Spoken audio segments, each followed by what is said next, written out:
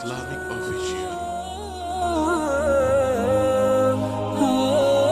نستهديه ونعوذ بالله من شرور أنفسنا ومن سيئات أعمالنا من يهده الله فلا مضل له ومن يضلله فلا هادي له ونشهد أن لا إله إلا الله وحده لا شريك له ونشهد أن سيدنا ومولانا محمدا عبده ورسوله وصفيه وخليله فصلوات الله وسلامه عليه وعلى آله وأصحابه وذرياته وعلى أهل بيته أجمعين. أما بعد فأعوذ بالله من الشيطان الرجيم. بسم الله الرحمن الرحيم. وقال الرسول يا رب إن قوم اتخذوا هذا القرآن مهجورا. وقال النبي صلى الله عليه وسلم اقرأوا القرآن فإنه يأتي يوم القيامة شفيعا لأصحابه. وقال عليه الصلاة والسلام الماهر بالقرآن مع السفرة الكرام البررة والذي يتتعتع وهو عليه شاق فله أجران أو كما قال عليه الصلاة والسلام. میرے نہایت قابل قدر حضرات علماء کرام، اس مجلس میں شریک ہونے والے حفاظ کرام اور ہمارے محترم بھائیوں، دوستوں، بزرگوں، سب سے پہلے دل کی گہرائیوں سے ہم اس مبارک مجلس میں ان طالب علم کے جنہوں نے قرآن پاک کے حفظ کی تکمیل کا شرف حاصل کیا، ان کے والدین کو مبارکباد دیتے ہیں اور اللہ تعالیٰ کی بارگاہ میں دعا گو ہیں کہ اللہ تعالیٰ قیامت کے دن وہ عظیم شرف ان کو عطا فرمائے جس کی خبر آقا نامدار جناب محمد رسول اللہ صلی اللہ علیہ وسلم نے دی تھی کہ حافظ قرآن کے والدین کو اللہ تعالیٰ قیامت کے دن جو تاج پہنائے گا، اس کی جو روشنی اور وہ چمک ایسی ہوگی کہ اس کے سامنے سورج کی روشنی بھی ماند پڑ جائے گی۔ اس کے پس منظر میں ذرا سوچیں کہ قیامت کے دن بہت سے لوگ کھٹاٹوں اندھیریوں میں ہوں گے، لیکن بہت سے ایمان والے وہ ہوں گے جن کے چاروں طرف نور ہی نور ہوگا، جس کو اللہ تعالیٰ نے قرآن پاک میں ارشاد فرمایا یا ایھا الذین آمنوا توبوا الی اللہ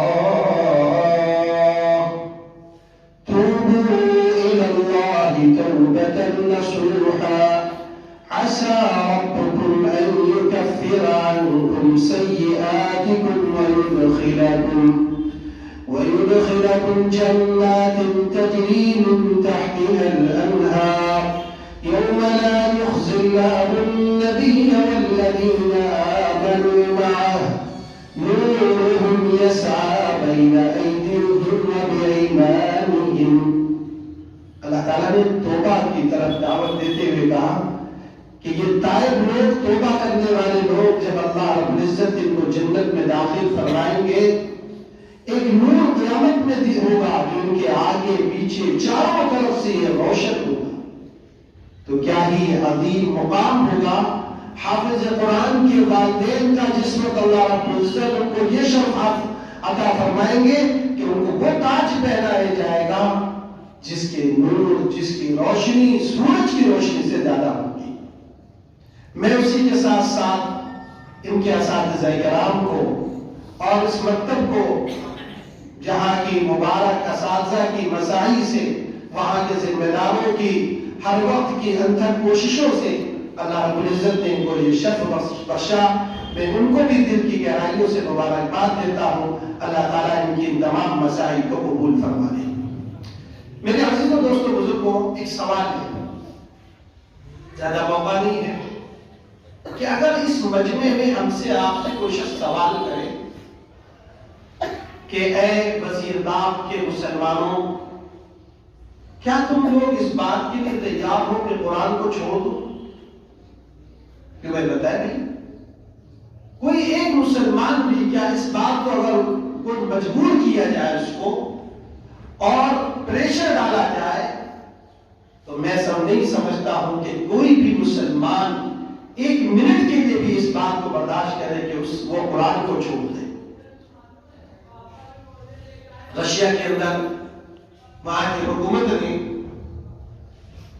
جس وقت کمیونسٹ حکومت آئی، اشتراکی نظام آیا، تو انہوں نے قرآن پر پابندی لگائی، اور ایسی پابندی لگائی کہ کسی شخص کے پاس اگر قرآن پاک مل جائے تو اس کو 20 سال کی سزا ہو جاتی تھی، قید۔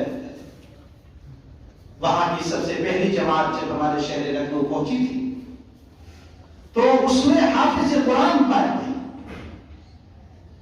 دارالعلوم ندوۃ العلماء بھی آنا ہوا، اور یہاں سے جب جماعتیں گئی وہاں، ان حضرات نے وہاں جا کر دیکھا تو ان سے پوچھا کہ بھائی آخر ایسے ملک کے اندر جہاں پر قرآن پاک اگر کسی کے پاس پایا جائے تو 20 سال کی سزا، 20 سال کے لیے جیل ہو جاتی تھی، آپ نے اس قرآن کو سینے سے لگایا اور چمٹایا۔ یہی نہیں بلکہ آپ کے وہاں قرآن کے حافظ بے شمار پائے جاتے ہیں۔ آخر آپ نے کون سی محنت کی اور کس طریقے سے اپنے بچوں کو حافظ بنا لیا؟ ان لوگوں نے کہا حضرت، ہم نے ان بچوں کو جو حافظ بنایا تو ہم نے ان کو قبروں کے اندر بٹھا بٹھا کے قرآن حفظ کرایا تھا۔ ہم نے ان کو، اپنے بچوں کو گھروں کے اندر کئی کئی تالے ڈال کر 6 مہینے ہمارے بچوں نے سورج نہیں دیکھا، اس حال میں ہم نے اپنے بچوں کو قرآن پاک حفظ کرایا تھا۔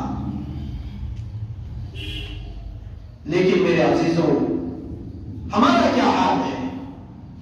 آج ساری سہولتیں موجود ہیں، لیکن معاف کریے گا، ایک بہت بڑا طبقہ ایسا ہے، ایک بہت بڑا طبقہ ایسا ہے جو دنیاوی تعلیم کی تو فکر کرتا ہے، لیکن اللہ کے کلام کا ہمارا بچہ حافظ ہو جائے، اللہ کے کلام کو صحیح طور پر پڑھنے والا بن جائے، اس کی طرف توجہ بہت دیر میں اور بہت معمولی سی ہوتی ہے جو کرتے بھی ہیں۔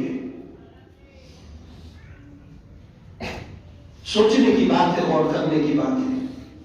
حالانکہ مشکات نبوت سے تعلیم یہ ملتی ہے کہ بچہ ابھی بولنا شروع کرے گی تو اس کی زبان پر اللہ کا لفظ نہ ہو، بلکہ یہ بچہ شکم مادر سے باہر ہی آتا ہے کہ حکم ہوتا ہے کہ اس بچے کے کان میں سب سے پہلے جو آواز پڑے وہ اللہ کی بڑائی اور کبریائی کی پڑے، اللہ اکبر، اللہ اکبر، اللہ سب سے بڑے ہے، اللہ سب سے بڑے ہے۔ توحید کی دعوت اس کے کان میں پڑے، رسالت کی دعوت اس کے کان میں پڑے، اور سب سے محتمل بالشان عبادت نماز کی دعوت اس کے کان میں پڑے، جس کو عام طور پر 90% مسلمانوں نے چھوڑ رکھا ہے۔ سب سے پہلی یہ صدائیں اس کے کان میں پڑھنی چاہیے تھی۔ سب سے پہلے اس بچے کی جو بسم اللہ ہو وہ قرآن سے ہونی چاہیے تھی، لیکن معاف کریے گا، ہم کو ABCD پڑھاتے ہوئے، ہم کو اس کو دیگر تعلیمات دیتے ہوئے خوشی ہوتی ہے۔ تو یاد رکھیے گا، اگر ہمارا یہ معاملہ ہے تو کہیں قیامت کے دن حشر کے میدان میں جس منظر کو قرآن نے پیش کیا کہ رسول کھڑے ہوں گے اور اللہ کے دربار میں یوں کہیں گے، اے اللہ ہماری اس قوم نے، ہمارے ان لوگوں نے قرآن کو پسے پشت ڈال دیا تھا، قرآن کو چھوڑ دیا تھا۔ علامہ ابن القیم رحمۃ اللہ علیہ نے لکھا ہے کہ قرآن کو چھوڑنا کیسے ہوتا ہے، ذرا غور کر کے جائیے گا، پیغام لے کر جائیے گا۔ اور میرے عزیزوں، یہ صرف بیان سنانے اور سننے کے لیے نہیں ہے، بلکہ دل کے گہرائیوں سے اس کو لیجئے اور اس پر عمل پیرا ہوئیے گا، تب تو ہمارا آنا بھی کارآمد ہے، آپ کا بیٹھنا بھی کارآمد ہے۔ ورنہ میرے بھائیوں، یہ جلسہ صرف سننے اور سنانے کے لیے نہیں ہے، بلکہ ایک پیغام دینے کے لیے۔ علامہ ابن القیم رحمۃ اللہ علیہ نے لکھا کہ حجر قرآن کی 5 قسمیں ہیں قرآن کو چھوڑنے کی۔ اب دیکھ لیجئے ہم نے کیسے کیسے، آج ذرا اپنے آپ کا اپنا جائزہ لے کر جائیے گا کہ کہیں قیامت کے دن ہم کو بھی اللہ کے نبی صلی اللہ علیہ وسلم نے کہتے کہ اس شخص نے بھی قرآن کو چھوڑا ہوا تھا، اور اس نے بھی قرآن کو چھوڑا ہوا تھا، اور اس نے بھی قرآن کو چھوڑا ہوا تھا۔ سب سے پہلی بات جو حجر قرآن ہے، قرآن کو چھوڑنا ہے، وہ قرآن پاک کی تلاوت نہیں کرے۔ آج میرے بھائیوں، کتنے گھر ایسے ہیں جہاں صبح میں فجر کی نماز کے بعد قرآن کی تلاوت ہوتی ہے؟ کتنے گھر ہیں بتائیے؟ کتنے گھر ایسے ہیں جو اپنے بچوں کو فجر کی نماز کا اہتمام کراتے ہیں اور فجر کے بعد ان کو بٹھا کے قرآن پڑھواتے ہیں، قرآن کی تلاوت کرواتے ہیں؟ میں مبارکباد دوں گا ان حضرات کو جنہوں نے ایک نئی کوشش یہاں شروع کی اور جس کے ذریعے سے بچوں نے کمپٹیشن اور مسابقہ شروع کرایا ہے کہ جو نماز تکبیر اولیٰ کے ساتھ پڑھیں گے ان کو انعامات دیا جائے گا۔ یہ تشجیعی انعام ہے، یہ انعام تو دنیا کا ہے، اصل انعام تو اللہ کے وہاں ملے گا، لیکن یہ بچوں کو تشجیع کرنے کے لیے ہے۔ والدین کو چاہیے کہ اپنی مثال کے اعتبار سے وہ بھی اعلان کریں اپنے بچوں میں کہ بیٹا اگر تم وہاں فرسٹ آؤ گے تو ان کی طرف سے جو انعام ہوگا ہم بھی تم کو اپنی طرف سے انعام دیں گے۔ کیوں؟ جو بچہ یا جو شخص 40 دن تکبیر تحریمہ کے ساتھ نماز پڑھے گا اس کو 2 پروانے دیے جاتے ہیں، جیسے کہ اللہ کے نبی نے فرمایا تھا، ایک پروانہ اس کو جہنم کی آگ سے بری ہونے کا، دوسرا پروانہ نفاق سے بری ہونے کا۔ تو کیا ہم نہیں چاہتے کہ ہمارے لخت جگر کو اللہ رب العزت قیامت کے دن یہ 2 پروانے عطا فرما دے کہ جس میں وہ جہنم کی آگ سے بھی بری ہو اور وہ نفاق سے بھی بری ہو؟ لیکن نمونہ پہلے ہم کو بھی بننا پڑے گا۔ ہم خود گھر میں سوتے ہو اور بچے سے کہا جا بیٹا نماز پڑھ لو، تو میرے بھائیوں کبھی بچے کو بھول نہیں کریں گے۔ آپ خود آئیے اور اپنے بچے کو لے کر آئیے، دیکھیے 40 دن کے اندر کیسے عادی بنیں گے۔ اپنے بچوں کو مسجدوں سے جوڑیے، ورنہ یہ بچے نہ جانے کن کن چیزوں سے جڑیں گے۔ یہ مغربی تہذیب سے جڑیں گے، یہ ہندوانی رسموں سے جڑیں گے، پھر یہ ہولی کھیلتے ہوئے آگ محسوس نہیں کریں گے، یہ دیوالی میں پٹاخے چھوڑتے ہوئے آگ محسوس نہیں کریں گے، یہ غیروں کی عیدوں میں، کرسمس میں کن کن چیزوں میں شریک ہوتے ہوئے کیوں؟ کیونکہ ماحول جو مدارس کے اندر ان کے کالجز کے اندر، ان کے اسکولوں کے اندر جو دیا جا رہا ہے وہ ماحول ہے جس سے متاثر ہو کر ہمارے یہ نوجوان ان غیروں کی تہذیبوں کو لے رہے ہیں، اڈاپٹ کر رہے ہیں، اور ہمارے ماں باپ کو، ہمارے گھر کے لوگوں کو اس کا احساس بھی نہیں ہے۔ کیا یہ واقعہ نہیں ہے کہ آج شہر لکھنؤ کی بے شمار بچیاں جو غیر مسلموں کے ساتھ بھاگ رہی ہیں؟ کیا یہ واقعہ نہیں ہے کہ بلوچ پورے سے لے کر مولوی گنج تک کے 2 سال پہلے بیان انسانیت کا جو سروے ہوا تھا، اس سروے کے مطابق تقریباً 21 بچیاں مسلمانوں کی غیروں کے ساتھ بھاگ چکی تھی۔ مسلمانوں، اگر ہم نے اپنے گھروں کے اندر قرآنی ماحول قائم نہیں کیا، ایمانی ماحول قائم نہیں کیا، تعلیم کے حلقے قائم نہیں کیے، تو میرے بھائیوں آج کے جو فتنوں کا دور ہے، فتن كقطع الليل مظلما يصبح مؤمنا ويمسي كافرا۔ اللہ کے نبی نے فرمایا تھا کہ فتنے ایسے اٹھیں گے جیسے اندھیری رات ہوتی ہے، اس کا اندھیرا چھایا ہوا ہوتا ہے، انسان کو پتہ نہیں چلا کہ کدھر جا رہا ہے، صبح ہوگا ایمان کی حالت میں اور شام کرے گا کفر کی حالت میں۔ آج کتنے نوجوان ہیں، کتنی ہماری بیٹیاں ہیں جو آج کفر اور الحاد کی گودوں میں جا رہی ہیں، اور میرے بھائیوں ہمیں احساس بھی نہیں ہے۔ میرے عزیزوں، سوچنے کی بات ہے، اسی لیے بار بار یہ بات کہی جا رہی ہے کہ اپنے ہر گھروں میں تعلیم کی حلقے قائم کریں، اس میں قرآن کا حلقہ بھی ہوگا، اس میں کتاب کی تعلیم بھی ہوگی، اس میں 6 صفات کی بات، جس میں ایمانیات کی بات ہوگی، نماز کی بات ہوگی، جس میں علم کی بات ہو، اللہ کے ذکر کے فضائل بیان ہو، جس میں اچھے اخلاق کی تعلیم ہو، جس میں اعمال کو اللہ کے لیے خالص کرنے کی بات ہو، جس میں دعوت اللہ کی بات ہو۔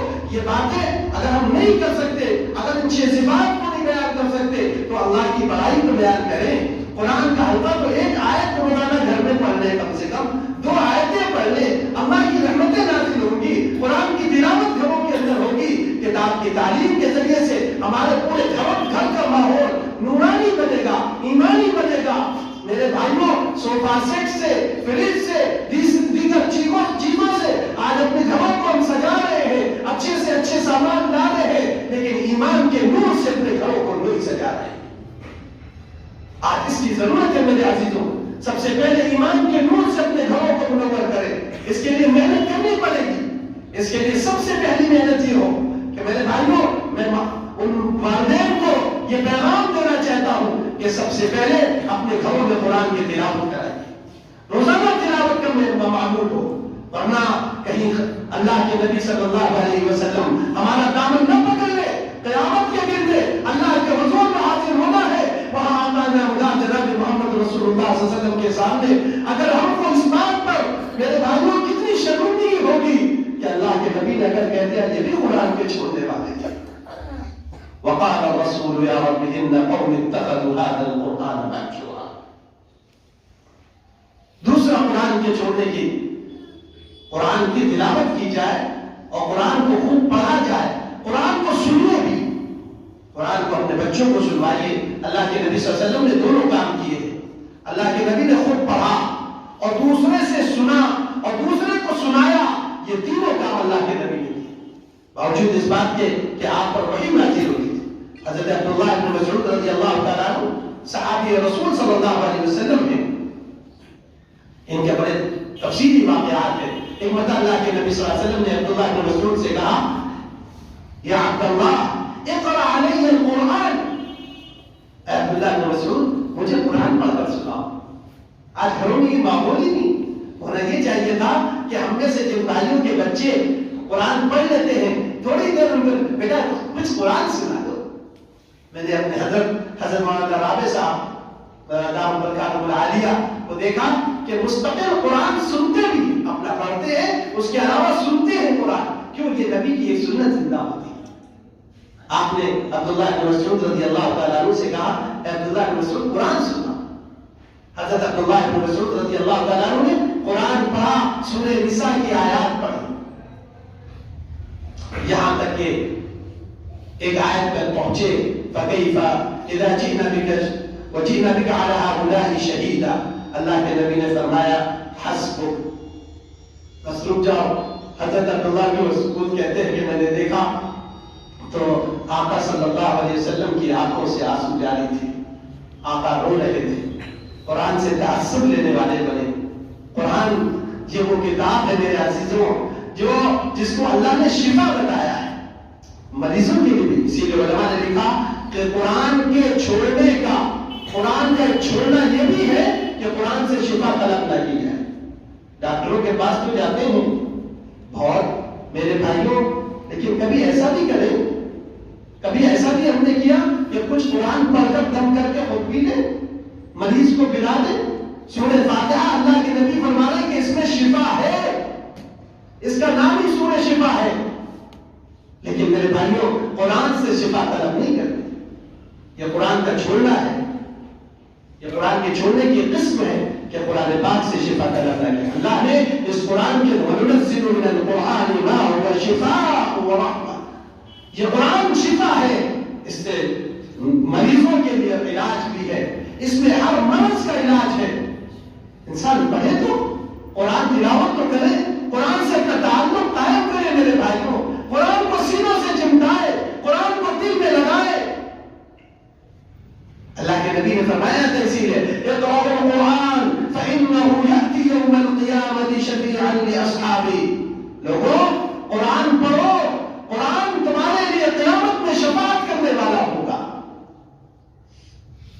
کی شفاعت اللہ کا کلام کرے گا؟ بتاؤ بھائی اس کی کتنی عظیم شفاعت ملے گا.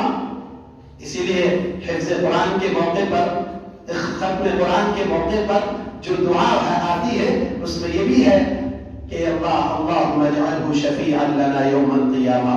اے اللہ اس قرآن پاک کو ہمارے لیے سفارشی بنا دے، شافع بنا دے قیامت کے دن. تو اس لیے قرآن کی تلاوت کریے، قرآن کی تلاوت نہیں چھوڑیے. قرآن کا دوسرا چھوڑنا قرآن پر عمل نہیں کرنا ہے. اس قرآن کے اوپر عمل کیا جائے. قرآن کو اس لیے میں یہ بات کہوں گا کہ میرے بھائیوں قرآن کو ترجمے کے ساتھ تو کم سے کم آدمی پڑھے، جو پڑھ لیتے ہیں ترجمہ بھی پڑھے. ماشاءاللہ مولانا بلال حسنی صاحب کا ترجمہ بہت ہی مؤثر اور مفید ہے. اور بھی بہت سے ترجمے ہیں جو ترجمہ میسر ہو، آپ اس ترجمے کو پڑھیں تاکہ قرآن کیا پیغام دے رہا ہے. اور میں علماء سے کہوں گا کہ ہر عالم کو چاہیے کہ اپنی اپنی مسجدوں میں قرآن کا درس دے لوگوں کے اندر، تاکہ اللہ کا کلام کیا پیغام دے رہا ہے، کیا میسج ہے. قرآن صرف جو ہے تاپوں میں سجانے کے لیے اور صرف رمضان میں پڑھ لینے کے لیے نہیں ہے. قرآن کتاب ہدایت ہے. اسی لیے میرے عزیزوں اس قرآن پاک کی قدر کرے. اور اس پر عمل کیسے ہوگا؟ جب اس کے پیغام کو سمجھیں گے. اور اس کے ساتھ ساتھ اس قرآن پاک کا حق ہمارے اوپر جو ہے وہ یہ ہے کہ اس کو اگر ہم سب سوچتے ہیں کہ ہم چھوڑنے والے نہیں بنے تو میرے بھائیوں اس قرآن پاک کو حفظ بھی کیا جائے، حفظ کرایا جائے. اس لیے کہ وہ دل اور وہ سینہ جس کے اندر قرآن ہوگا اس کو جہنم کی آگ چھو نہیں سکتی ہے. اور جو قرآن کے ماہر ہوں گے اللہ تعالیٰ ان کو اپنے مقرب ترین فرشتوں کے ساتھ کھڑا فرمائے گے مع السفرۃ الکرام البررہ. لیکن ایک پیغام ان لوگوں کے لیے بھی ہے جنہوں نے ابھی تک کے قرآن نہیں سیکھا ہے. میرے بھائیوں قرآن بہت آسان ہے. آپ روزانہ امام صاحب کے بعد، بلکہ میں جو یہ کہوں گا اور درخواست بھی کروں گا اس مسجد کے ذمہ داروں سے اور یہاں کے علماء سے کہ عوام الناس کے لیے، عام مسلمانوں کے لیے ان کو دین سکھانے کے لیے حلقے لگے. کوئی وقت علماء فارغ کرے بغیر. ابھی مجھ سے ہمارے بڑے حضرت مولانا صاحب نے بہت پرسوں یہ بات کہی کہ بھئی میں یہ چاہتا ہوں کہ ہر مسجد کے اندر علماء اپنے وقت کو 2 گھنٹے 3 گھنٹے 1 گھنٹے وہاں کے لوگوں کے لیے فارغ کرے، جس میں وہ ان کو بغیر کتاب کے، بغیر نصاب کے اور بغیر حساب کے یعنی کچھ لیے ہوئے اللہ کے بندوں کو اللہ کا دین سکھائے. اس کی ضرورت ہے کہ علماء اپنے وقت کو 1 گھنٹہ فارغ کر کے کوئی اب آپ تشریف لائے، آپ نے ایک آیت قرآن کی سیکھی ہے. پتا ہے آپ کو قرآن کی ایک آیت کا سیکھ لینا صرف آپ نے آ کر اپنے الحمد شریف اگر ابھی ہم سنیں تو نہ جانے کتنے لوگ ایسے ہوں گے جن کی سورہ فاتحہ بھی صحیح نہیں. میرے بھائیوں بلکہ میں تو آپ کو اس سے بڑے آگے کی بات کہوں، بعض مسجدوں میں ہم لوگوں کو نماز پڑھنا ہوتا ہے تو وہاں کے بعض اماموں کی سورہ فاتحہ نہیں صحیح. یہ افسوس کی بات ہے. ہم لوگ نے دارالعلوم ندوۃ العلماء میں ابھی 2 ہفتے پہلے میٹنگ کر کے اس بات کی فکر کی کہ کس طریقے سے ہر مسجد کو ایسے ائمہ میسر ہو جائے اور ان کو فراہم کیے جائے جو عالم بھی ہوں، صحیح قرآن پڑھنے والے بھی ہوں اور صحیح تربیت کرنے والے بھی ہوں. اس کی تو ضرورت ہے. تو میں آپ حضرات سے یہ کہوں گا کہ آپ کم سے کم امام صاحب کے پاس آ کر ایک آیت سیکھ لیتے. ایک آیت کا سیکھ لینا کون سی بڑی بات ہے. اللہ کے نبی نے فرمایا جو شخص آیا اور اس نے ایک آیت سیکھی 100 رکعت نفل پڑھنے سے زیادہ افضل ہے. کتنی بھائی؟ ایک آیت سیکھ لینا. ہاں روزانہ اپنے حلقوں کے اندر بیٹھ کر میرے بھائیوں قرآن سیکھے. اور میں نوجوانوں سے کہوں گا بہت سی چیزیں آپ سنتے ہیں، آپ چاہیں تو قرآن کے حافظ بن سکتے ہیں. شیخ محمد بن عبد الرحمن العریفی ہمارے وہاں تبوک میں آئے تھے جہاں میرا قیام تھا، تو انہوں نے کہا جی کو غریب واقعہ بتایا. سعودی عرب میں ایک مسابقہ ہوا قرآن کا، یہ طلبا کے لیے بھی ہے جو اس وقت قرآن پڑھتے ہیں. اس مسابقے کے اندر قرآن کا کمپٹیشن ہوا پوری دنیا کے اعتبار سے. اس میں ایک نوجوان 2nd نمبر پر آیا پوری دنیا میں. انہوں نے اس سے ملاقات کی کہ بہت بڑی بات ہے پوری دنیا کے لیول پر 2nd نمبر پر 2nd پوزیشن پر آیا. اس سے کہا میں یہ بتاؤ تم نے کہاں حفظ کیا کس سے حفظ کیا؟ اتنا اچھا قرآن پڑھتے ہو، تم نے کیا حفظ کیا؟ وہ مصر کا تھا، عرب تھا. اس نے کہا میں نے تو کسی مدرسے میں نہیں پڑھا. تو میں تم کیا کرتے ہو؟ اس نے کہا میں ٹیکسی ڈرائیور ہوں، میں گاڑی چلاتا ہوں. لیکن میرا معمول یہ تھا، میں ایک روز جا رہا تھا، راستے میں ایک آدمی مجھے ملا، اللہ اس کو جزائے خیر دے. اس نے مجھے قرآن کی کیسٹیں دے دی، پورا قرآن کا سیٹ دے دیا. اور جب اس نے پورا قرآن کا، شیخ صدیق المنشاوی بہت مشہور قرآن میں سے ہیں اور ٹکسالی قرآن پڑھتے ہیں، انہوں نے پورا ایک یہ سیٹ دیا. اور یہ سیٹ دے کر اس نے کہا بھیا آپ راستے میں چلتے ہو تو میرے عزیز قرآن سنتے ہوئے جایا کرنا. آج تو بہت سے لوگوں کو اللہ اگر گاڑی دے دیتا ہے تو بجائے اللہ کی اس نعمت کے اور پر شکر ادا کرنے کے ناشکری کرتے ہیں کہ راستے پر موسیقی بجاتے ہیں. اب میرے عزیزوں نوجوانوں سے میں کہوں گا، تم نے اگر یہ موسیقی اپنی گاڑیوں میں بجائی، تمہیں پتا ہے کہ تو قیامت کے دن یہ پوری زمین تمہارے خلاف اللہ کے وہاں گواہی دے گی. اور اللہ بہتر جانے خاتمہ کس چیز پر ہو. جدے سے مکے کے درمیان میں ایک گاڑی بڑی اسپیڈ میں چلی جا رہی تھی. کافی سال ہو گئے اور اچانک ایکسیڈنٹ ہوتا ہے.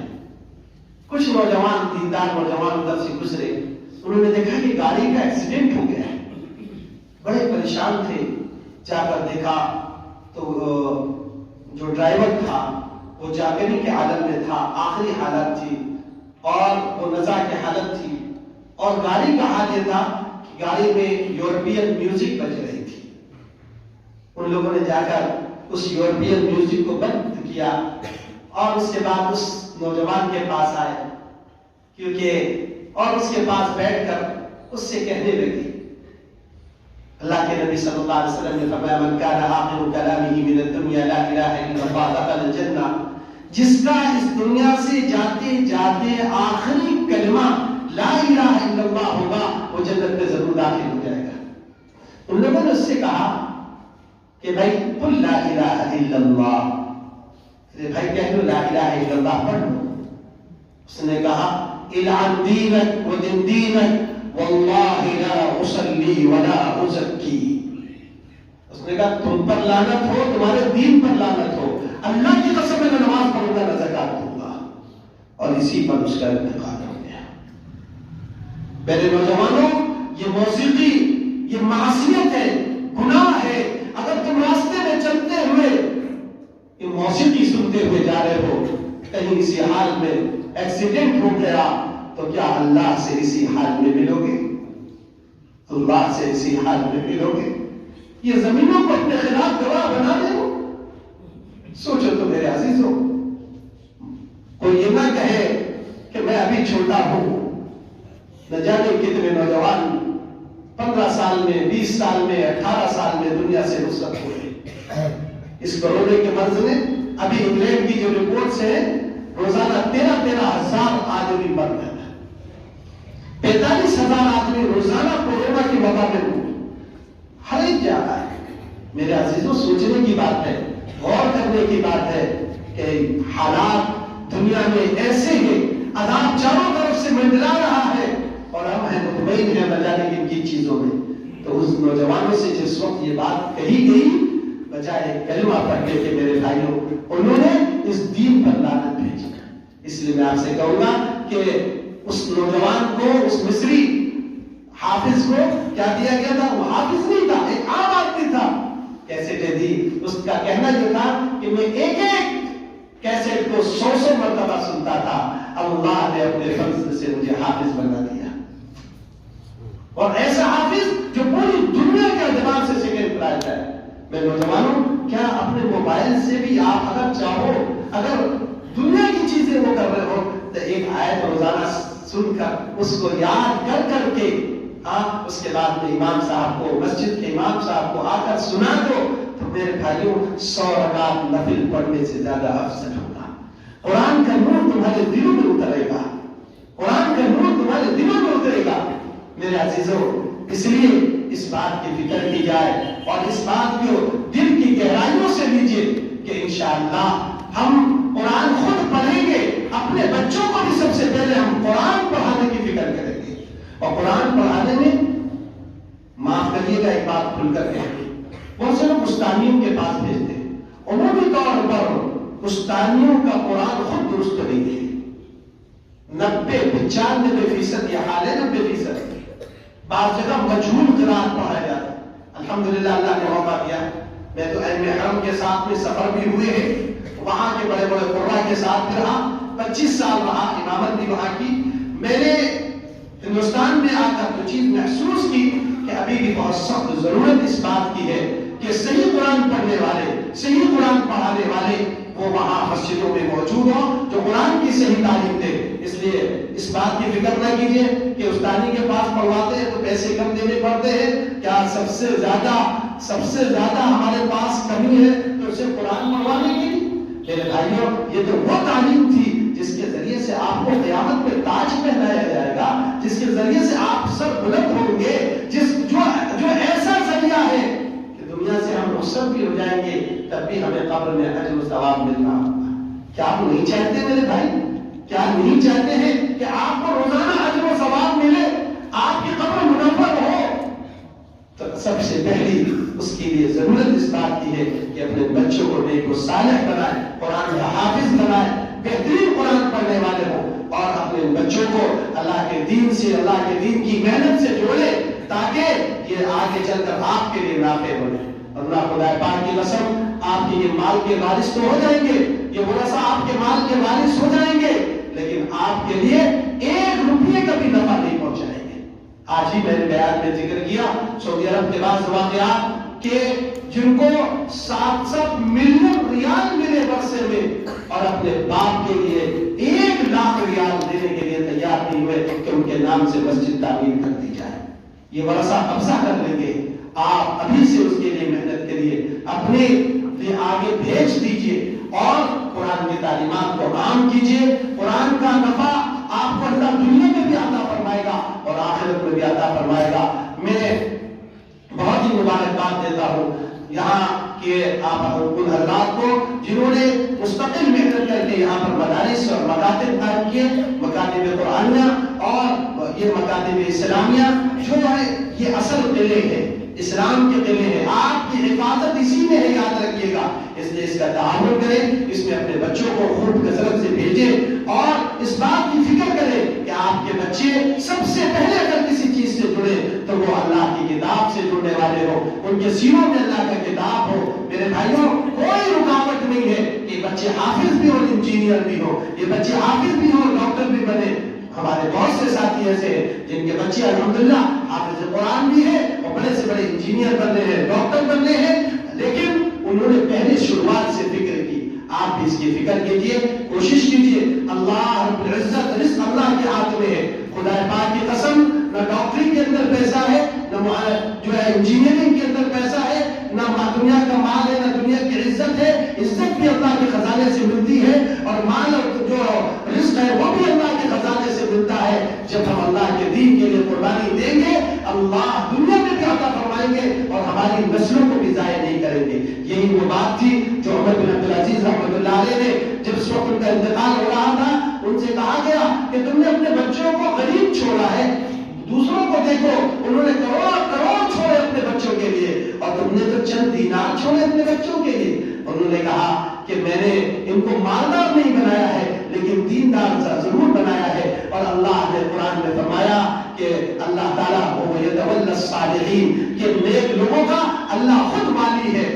چنانچہ نتیجہ دیکھا گیا کہ وہ جو بادشاہوں کے بیٹے تھے وہ دمشق کی جامع مسجد پہ بھیک مانگتے ہوئے پائے گئے، اور وہ جن کے لیے اللہ والی بنا، وہ نیک بچے عمر بن عبدالعزیز رحمۃ اللہ علیہ کی اولادیں، اللہ رب العزت نے ان کو دنیا اتنی عطا فرمائی کہ وہ بانٹتے جاتے تھے اور غم نہیں ہوتا تھا، اور وہ جو مالدار بنائے گئے تھے لیکن دیندار نہیں بنائے گئے تھے، سارا اثاثہ بیچ بیٹھے۔ میرے بھائیوں، آپ یقین کریے، اللہ کے گھر میں بیٹھا ہوں، اگر آپ نے اپنے بچوں کو دیندار بنایا، اللہ ان کو دنیا کی نعمتوں سے بھی محروم نہیں فرمائے گا اور آخرت کی بھی نعمتیں عطا فرمائے گا، اور اس کے ذریعے سے آپ کو بھی اللہ وہ عطا فرمائے گا جس کا ہم اور آپ تصور نہیں کر سکتے۔